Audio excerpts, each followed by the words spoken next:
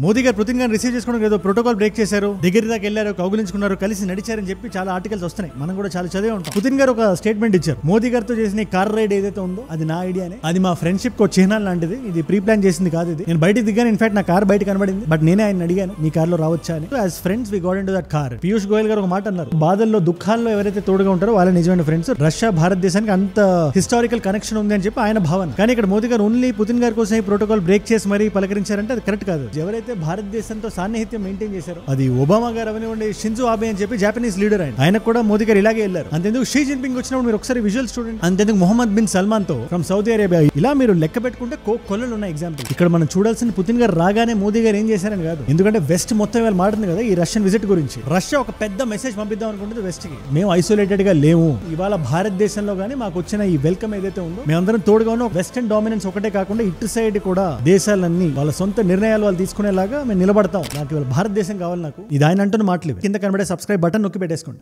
Done.